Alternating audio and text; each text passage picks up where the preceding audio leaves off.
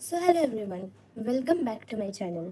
सो guys, आज हम लोग क्लास 12 का एक बहुत ही इम्पोर्टेंट चैप्टर पढ़ने वाले हैं जिसका नाम है स्ट्रॉन्ग रूट्स। देखिए, ये डॉक्टर एपीजे अब्दुल कलाम ने अपने लाइफ के बारे में लिखा है, तो आज हम उनकी पूरी इस स्टोरी को बहुत ही सिंपल वे में समझने वाले हैं। बहुत ही सिंपल एक्सप्लेनेशन रहने वाला है, तो मेरे साथ इस वीडियो में एंड तक ज़रूर बने रहिए। तो चलिए स्टार्ट करते हैं। सबसे पहले देखिए अबाउट द ऑथर, जहाँ पे लिखा हुआ है ये ऑथर के बारे में लिखा हुआ है, यानी कि डॉक्टर एपीजे अब्दुल कलाम के बारे में लिखा हुआ है। सबसे पहला लाइन, पाकिर जैनुल आबदीन पियोनियर, सबसे शुरुआती लोगों में से एक रहे हैं। For major part of his life, वो अपनी लाइफ की जिंदगी की बहुत दिनों तक work as a scientist in Indian space program. Indian space program में वो बहुत दिनों तक एक साइंटिस्ट की तरह काम किए हैं। For some of his famous work are Indian 2020, ignited minds, wings of fire. He was the president of India from 2002 to 2007। ठीक है, वो इंडिया के प्रेसिडेंट रहे हैं 2002 से लेकर 2007 तक। ये एक इम्पॉर्टेंट पॉइंट है, इसको नोट कर लीजिएगा। और इसके अलावा यहाँ पे एक और इम्पॉर्टेंट पॉइंट है कि उनका फेमस वर्क क्या क्या है, तो वो है इंडियन 2020, इंडिया 2020, इग्नाइटेड माइंड्स और विंग्स ऑफ फायर। इन तीनों नाम याद रखिएगा और यहाँ पे उनका फुल नेम को आपको याद रखना है। अब आगे चलते हैं। देखिए about the text, strong root is an extract from doctor Kalam autobiography wings of fire. ये जो स्ट्रॉन्ग रूट्स जो अभी हम पढ़ रहे हैं, ये डॉक्टर कलाम की ऑटोबायोग्राफी कहाँ से, विंग्स ऑफ फायर से लिया गया है। इसी का एक पार्ट है, एक्सट्रैक्ट है। ठीक है, in this extract he talk about his childhood in his home town. इस जो पार्ट में, इस स्टोरी में उन्होंने अपने चाइल्डहुड और अपने होम टाउन, अपने घर के बारे में बात किया है। The piece presents the delightful sketch of the author's early life and the development of his spiritual growth. ये जो पीस है, ये जो स्टोरी है, ये उनकी अर्ली लाइफ मतलब उनके उनके बचपन के बारे में बहुत ही एक सुंदर सा झलक दिखाता है। उनके स्पिरिचुअल ग्रोथ का बहुत ही एक अच्छा झलक दिखाता है हमें ये स्टोरी। अब इसके बाद चलिए मेन टेक्स्ट पर चलते हैं। चलिए टेक्स्ट को पढ़ते हैं, क्या लिखा हुआ है। I was born into a middle class Tamil family in the island town of Rameshwaram in the erstwhile Madras state। यहाँ पे लिखा हुआ है, वो अपने बारे में बता रहे हैं कि आई वॉज बॉर्न यानी कि वो एक मिडिल क्लास तमिल फैमिली में पैदा हुए हैं। और वो कहाँ पैदा हुए हैं, रामेश्वरम, मद्रास स्टेट के रामेश्वरम में वो पैदा हुए हैं। My father Zainul Abedin had neither for much formal education nor much wealth. Despite these advantages, he possessed great innate of wisdom and a true generosity of spirit। यानी कि यहाँ पे उनका फादर का नाम बताया जा रहा है कि उनके फादर जैनुल आबिदीन ना ही ज़्यादा पढ़े लिखे थे और ना ही उनके पास ज़्यादा पैसा था, ना ही वो ज़्यादा एजुकेशन हासिल किए थे और ना ही उन लोग ज़्यादा बड़े आदमी थे। मगर फिर भी इन सारे डिसएडवांटेजेस के बावजूद वो उनके पास एक कमाल की समझ थी और उनका दिल बहुत बड़ा था। True generosity of spirit, he had an ideal helpmate in my mother. यानी कि उनकी अम्मा के बारे में बताया जा रहा है कि उनकी जो अम्मा थी डॉक्टर अब्दुल कलाम की, वो अपने हस्बैंड की आइडियल हेल्पमेट रही है। यहाँ पे उनका नाम मेंशन किया गया है आशिया अम्मा, यानी कि आशिया अम्मा अपने हस्बैंड जैनुल आबदीन की हेल्पमेट रही है। I do not recall the exact number of people she fed every day, but I am quite certain that far more outsider ate with us than all the member of our own family put together। यानी कि वो बोल रहे हैं कि उन्हें उन्हें पूरा पक्का तो पता नहीं है कि कितने सारे लोगों को उनकी माँ खाना खिलाती थी, मगर उन्हें ज़रा ज़रा याद है कि उनके अपने फैमिली में जितने लोग नहीं थे, उससे कई ज़्यादा बाहर के लोग उनके साथ बैठकर उनके घर पर खाना खाया करते थे, उनकी मम्मा उन्हें खाना खिलाया करती थी। इसके बाद क्या लिखा हुआ है, my parents were widely regarded as an ideal couple. My mother's lineage was the more distinguished, one of her forebears having been bestowed the title of Bahadur by the British।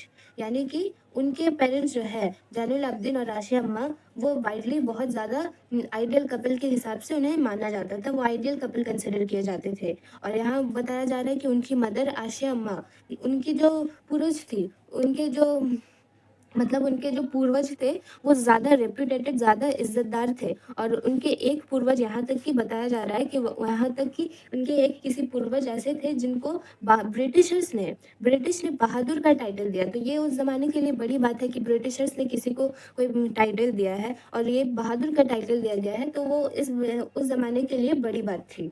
1931 के टाइम के, ठीक है। इसके बाद क्या लिखा हुआ है, I was one of many children, a short boy with rather undistinguished look, born to a tall and handsome parents. यानी कि वो बहुत बच्चों में से एक ऐसे थे जो कि छोटे कद के थे, शॉर्ट बॉय और अनडिस्टिंग्विश लुक में, यानी कि सिंपल दिखने वाले थे, ज़्यादा वो ऐसे कुछ नहीं थे, वो बहुत ही ज़्यादा सीधे साधे सिंपल दिखते थे, और वो उनकी कद जो थी वो छोटी थी। और यहाँ पे वो बता रहे हैं कि born to tall and handsome parents, यानी कि वो अपने पेरेंट्स के बारे में बता रहे हैं कि उनके पेरेंट्स लंबे थे और हैंडसम भी थे, खूबसूरत थे। We lived in our ancestral house which was built in the middle of the 19th century. वो अपने पूर्वजों के घर पर रहते थे, जो कि मिडिल ऑफ 19th सेंचुरी के दरमियान में बनी थी। It was fairly large pucca house made of limestone and bricks. ये बहुत ही बड़ा और पक्का हाउस था जो कि लाइमस्टोन और ब्रिक्स से बना हुआ था। कहाँ पे था? मॉस्को स्ट्रीट ऑफ रामेश्वरम, ठीक है। यहाँ पे ये कुछ पॉइंट्स हैं जो कि आपको याद रखना है, ये आपके एग्जाम पॉइंट ऑफ व्यू, जैसे कि आप लोगों को सिर्फ एमसीक्यू के लिए पूरे चैप्टर को पढ़ना है, तो जो जो इम्पोर्टेंट पॉइंट्स हैं उनको आप टिक कर लीजिए। जैसे कि यहाँ पे है, उनके फादर का क्या नाम है, वो कौन से फैमिली में रहते थे, मिडिल क्लास तमिल फैमिली में रहते थे, आइलैंड का नाम क्या था, रामेश्वरम। यहाँ पे मद्रास स्टेट आपको याद रखना है, उनके फादर का नाम, उनकी मदर का नाम। इसके अलावा ऐसे क्वेश्चन आ सकता है कि उनके फादर की हेल्पमेट कौन थी, तो आप लिखिएगा आशियाम्मा उनकी मदर। ये वाला लाइन आपको याद रखना है। ब्रिटिशर्स ने उनकी मम्मी की किसी एंसेस्टर को बहादुर का टाइटल दिया था। फिर यहाँ पे ये कुछ पॉइंट्स आपको याद रखने हैं। My austere father used to avoid all inessential comforts and luxuries. However, all necessities were provided for in terms of food, medicine, or clothing. In fact, I would say mine was very secure childhood materially and emotionally. यहाँ पे बोल रहे हैं कि उनके father usually सारी जो इनएसेंशियल comforts और लग्जरीज, यानी कि जो ज़रूरत नहीं है एक इंसान को जीने के लिए, क्या क्या चाहिए, सब, जैसे कुछ कपड़े हो गए, घर हो गया, खाना हो गया, इसके अलावा जो और कुछ भी होता है ये हमारे लिए लग्जरीज के तौर पर होता है। तो उनके फादर जितने इनएसेंशियल, जो कुछ ज़रूरी नहीं है, वो सबको अवॉइड किया करते थे, मगर फिर भी सारी ऑल नेसेसिटीज़, यानी कि सारी ज़रूरियात उनके घर पर प्रोवाइड की जाती थी।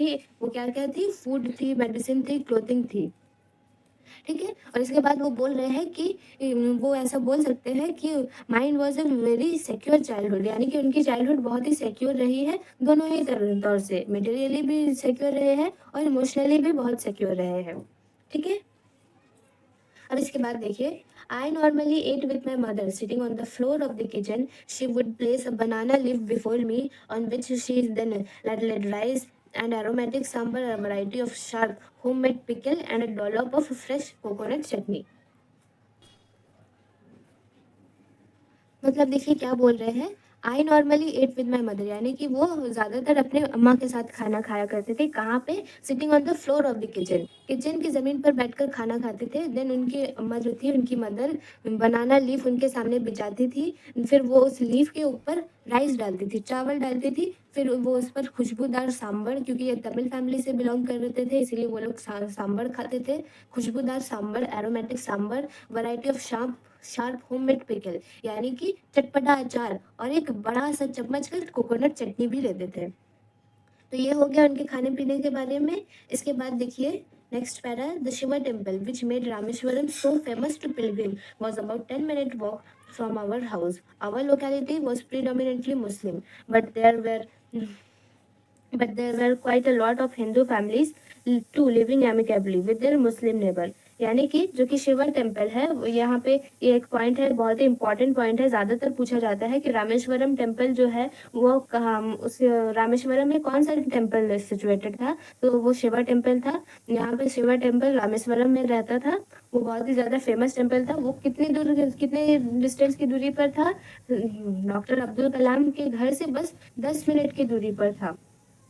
और उस साथ ही लिखा हुआ है कि आवर लोकेलिटी वॉज प्रीडोमिनेटली मुस्लिम, यानी कि उनकी जो लोकेलिटी थी वो ज़्यादातर मुस्लिम थी, ज़्यादातर उनके आसपास में मुस्लिम्स थे, लेकिन यहाँ पे थोड़े से हिंदू भी थे, जो कि अपने मुस्लिम नेबर के साथ ही खुशी-खुशी रहते थे, यानी कि कोई झगड़े लड़ाई की कोई बात नहीं थी उस वक़्त।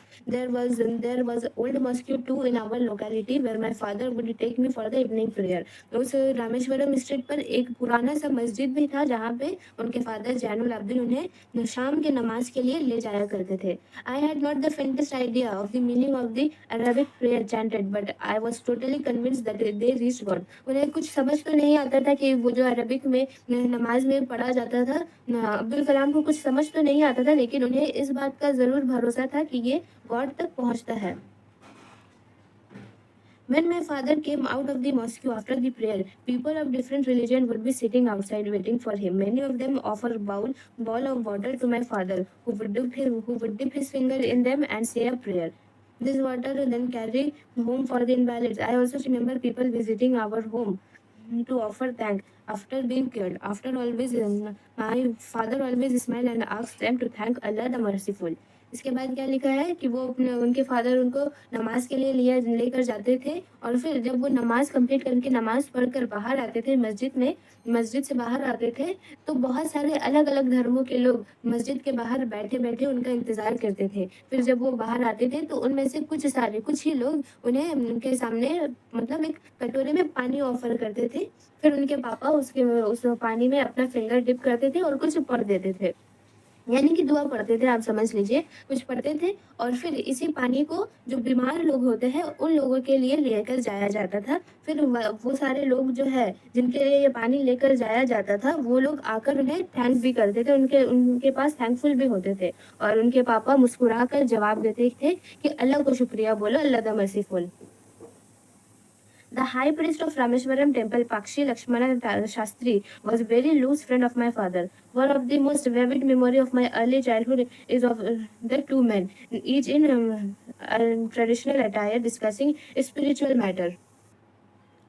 यहाँ डॉक्टर कलाम बोल रहे हैं कि रामेश्वरम टेम्पल जो है, शिवा टेम्पल, इसके सबसे हाई प्रीस्ट यानी कि पुजारी का नाम है पाक्षी लक्ष्मण शास्त्री। ये इंपॉर्टेंट पॉइंट है, इसको नोट कर लीजिएगा। Was a very loose friend of my father, यानी कि पाक्षी लक्ष्मण शास्त्री जो कि रामेश्वरम टेम्पल के पुजारी है, वो उनके फादर की बहुत ही क्लोज फ्रेंड है। उन कलाम सर की बहुत ही सबसे स्पेशल और उनकी सबसे यादगार यादगार यादों में से ये दो मर्द की यादें हैं, जो कि अपने अपने ट्रेडिशनल अटायर, अपने अपने ट्रेडिशनल पहनावे में बैठकर स्पिरिचुअल मैटर यानी कि ये सब धर्म वगैरह को लेकर मैटर को लेकर डिस्कशन किया करते थे। when I was old enough to ask question, I asked my father about the relevance of prayer. My father told me that there was nothing mysterious about the prayer.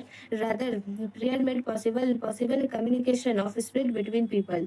When you pray, he said, you transcend your body and become a part of cosmos, which knows no division of wealth, age, caste और creed.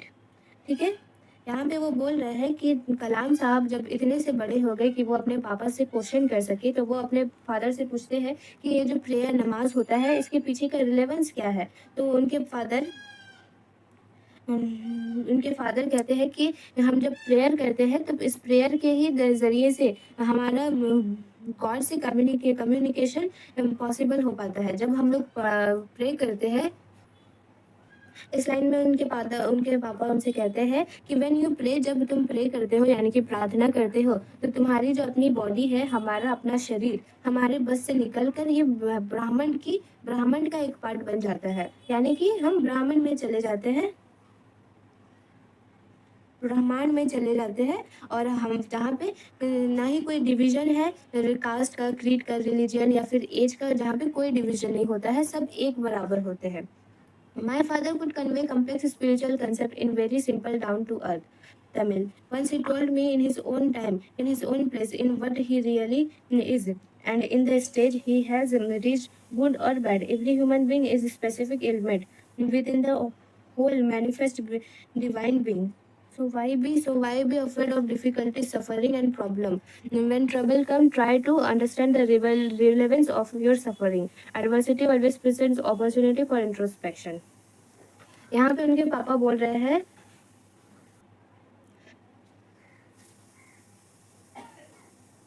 यहाँ पे कलाम sir कह रहे हैं कि उनके पापा complex spiritual concept यानी कि जो बिल्कुल आसानी से नहीं समझ आ सकता, उनको भी बहुत ही सिंपल वे में समझा देते हैं, डाउन टू अर्थ तमिल। उनके फादर एक बार उनसे कहते हैं कि हर इंसान कभी ना कभी किसी न किसी जगह पर ऐसा हो जाता है, ऐसे मोड़ पर पहुँचता है, चाहे वो बुरा हो या अच्छा हो। Every human being is specific element with the whole manifest divine being. यानी कि वो कभी ना कभी एक ऐसे सिचुएशन में पहुंचता है जहाँ पे उन्हें परखा जाता है। तो वो ऐसे बोल रहे हैं कि वाई अफ्रेड ऑफ डिफिकल्टीज, अगर परेशानी आ रही है तो डरने की क्या ज़रूरत है। डिफिकल्टीज सफरिंग और प्रॉब्लम, अगर परेशानी या फिर मुसीबत दुख मुसीबत आए तो उसमें डरने की क्या ज़रूरत है। When trouble come try to understand the relevance of suffering. वो बोल रहे हैं कि जब परेशानी आए तो उसके पीछे ये जो परेशानी आई है ये क्यों आई है, इसके पीछे का रिलेवेंस, इसकी वजह समझने की कोशिश करो। क्योंकि एडवर्सिटी जो है, हमारा जो नेचर है, ये हमेशा हमें अपॉर्चुनिटी प्रोवाइड करती है क्या, ताकि हम हर चीज़ को समझें, हर चीज़ के पीछे के रिलेवेंस को समझ सकें। इसके बाद देखिए, why don't you say this to the people who come to you for help and advice. I asked my father, he put his hand on my shoulder and looked straight into my eyes. For quite some time he said nothing, as if he was judging my capacity to comprehend his word. Then his answer filled then his answer in a low deep voice then he answered in a low deep voice his answer filled me with a strange energy and enthusiasm. यहाँ पे वो क्या बोल रहे हैं, मतलब कलाम sir अपने father से पूछते हैं, तो ये सब जो आप मुझे बता रहे हैं, तो आप ये सारी बातें उन लोगों को क्यों नहीं बताते हैं जो आपसे मदद के लिए और एडवाइस के लिए आते हैं। वो कलाम सर अपने फादर से पूछते हैं। तब उनके फादर उनके कंधे पर, उनके शोल्डर पर हाथ रखते हैं और सीधा उनकी आंखों में देखने लगते हैं। कुछ देर के लिए वो तो कुछ नहीं बोलते, और ऐसा कलाम सर बता रहे हैं कि ऐसा लग रहा था कि जैसे उनके फादर उनकी कैपेसिटी को जज कर रहे हैं। वो देखना चाहते हैं कि कलाम सर कितने समझदार हैं, वो कितना समझ सकते हैं। फिर वो धीरे से लो डीप वॉइस में जवाब देते हैं, और लेकिन उनका जवाब कलाम सर को एक अजीब सी एनर्जी और जोश से भर देता है। ठीक है। फिर इसके बाद देखिए, कोटेशन में लिखा हुआ है, whenever human being find themselves alone, as a natural reaction they start looking for a company. Whenever they are in trouble they look for someone to help them. Whenever they reach an impasse they look to someone to show them the way out. Every recurrent anguish, longing and desire find its own special helper. इसके बाद क्या बोल रहा है कि जब भी कोई इंसान, जब भी कोई ह्यूमन बीइंग परेशानी में अकेला हो जाता है, यानी कि जब भी कोई इंसान अपने आप को अकेला पाता है, तो ये एनवायरनमेंट का एक नेचुरल, हमारी दुनिया का एक नेचुरल रिएक्शन होता है कि वो अपने लिए कंपनी ढूंढने की कोशिश करता है। जब भी इंसान अपने आप को मुसीबत में पाता है तो वो किसी ऐसे इंसान को खोजता है, ऐसे इंसान को ढूंढता है जो उसे उस परेशानी से निकाल सके। जब भी हम किसी मोड़ पर पहुंचते हैं तो हम एक ऐसे इंसान को ढूंढते हैं जो हमें इस परेशानी, इस मोड़ से सही रास्ता दिखा सके। लेकिन हर रिकरेंट जो एंग्विश होता है, लॉगिंग होता है, हर एक डिज़ायर का एक अपना ही स्पेशल हेल्पर मिल जाता है। यानी कि जो भी परेशानी हमें आती है तो हम हमें उस वक्त ही अपना एक अलग स्पेशल हेल्पर मिल जाता है। For the people who come to me in distress I am but a go between in their effort to propitiate. जो भी लोग उनके पास आते हैं परेशानी लेकर, वो गॉड के और उनके बीच का एक बस जरिया बन जाता है उनकी मुश्किल को दूर करने के लिए। This is not the correct approach at all and should never be followed. लेकिन साथ ही वो ये भी बोल रहे हैं कि ये सही तरीका नहीं है और इसको फॉलो नहीं किया जाना चाहिए। One must understand the difference between fear ridden vision of destiny and vision that enable us to seek the enemy of fulfilment within our self. यहाँ पे वो बोल रहे हैं कि हर इंसान को अपने किस्मत और अपनी सोच के बीच के फ़र्क को समझना चाहिए। यानी कि हमारी किस्मत में क्या लिखा हुआ है और हमारा सोच क्या है, इसके बीच जो डिफ़रेंस है हमें उसको समझना चाहिए, और हमें इस फ़र्क को समझना चाहिए जो कि हमें अपने ही अंदर की कमी और अपने दुश्मन को पहचानने में मदद करता है। ये लाइन उतनी इम्पोर्टेंट नहीं है, फिर भी मैंने आप लोगों को एक्सप्लेन कर दिया। यहाँ से देखिए, ये जो पैरा है, ये 2 पैरा आपके एग्ज़ाम पॉइंट ऑफ व्यू के लिए इम्पोर्टेंट होगा। I remember my father starting his day at 4 a.m. by reading namaz before dawn. After the namaz, he used to walk down to a small coconut grove we own, about 4 miles from our home. He would return with about a dozen of coconuts tied together, thrown over his shoulder, and then and only then would he have his breakfast. This remained his routine even when he was in his late 60s। यानी कि वो बोल रहे हैं कि doctor कलाम के father अपने दिन की शुरुआत 4 बजे से शुरू करते थे आफ्टर द नमाज, यानी कि फजर की जो नमाज होती है उसके बाद नमाज पढ़कर ही अपना ज़िंदगी का शुरुआत करते थे, दिन का शुरुआत करते थे। फिर वो नमाज पढ़ने के बाद एक उनका एक छोटा सा कोकोनट का ग्रोव था जो कि वो खुद ओन करते थे। उन लोगों का अपना था जो कि एरिया में था 4 माइल। ये इम्पोर्टेंट पॉइंट है। ये इसका एरिया कितना था 4 miles. He would written about उसके बाद वो 1 दर्जन, यानी कि 1 दर्जन में 12 नारियल होंगे, तो वो 1 दर्जन कोकोनट अपने कंधे पर लाद कर लेकर आया करते थे और फिर इसी के बाद वो नमाज अपना नाश्ता किया करते थे और यही उनका रूटीन रहा है जब वो अपने लेट 60s में चल रहे थे, यानी कि यहाँ पे बताया जा रहा है कि वो 60 साल के थे। I have throughout my life tried to emulate my father in my old world of science and technology. I have endeavored to understand the fundamental truth revealed to me by my father and feel convinced that there exists a divine power that can lift one up from the confusion, misery, melancholy, and failure, and guide one to one's true place. And once an individual severs his emotional and physical bond, he is on the road to freedom, happiness, and peace of mind। यहाँ पे doctor कलाम बता रहे हैं कि उन्होंने अपनी पूरी ज़िंदगी, यानी कि अपनी साइंस और टेक्नोलॉजी की दुनिया में रहने के बावजूद उन्होंने हमेशा यही कोशिश करी है कि वो अपने फादर की जो उनके फादर ने उन्हें जो सारी चीज़ें बताई है वो उसमें उसे फॉलो कर सके। आई हैव एंडेवर्ड टू अंडरस्टैंड, वो इन सबको समझने की कोशिश करते हैं, हर उस चीज़ को जो कि उनके फादर ने उन्हें बताया है, और वो ऐसा यकीन भी रखते हैं कि ऐसी सारी डिवाइन पावर होती है जो कि एक इंसान को उसकी कन्फ्यूजन, डर और उदासी या फिर फेलियर से निकाल सके और उसे गाइड कर सके। इसके बाद वो बोल रहे हैं कि जब कोई इंसान, यानी कि जब कोई इंडिविजुअल अपने सारे इस इमोशनल, फिजिकल बॉन्ड को तोड़ देता है, ये सारे जो झंझट होते हैं इन सबको जब वो तोड़ देता है तो वो बिल्कुल आज़ाद हो जाता है, खुश रहने लगता है और उसे दिमागी सुकून भी मिलता है।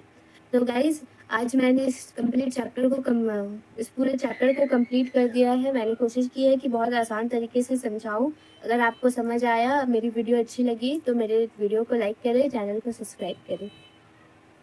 मिलती हूँ अब आपसे नेक्स्ट वीडियो में, तब तक के लिए बाय।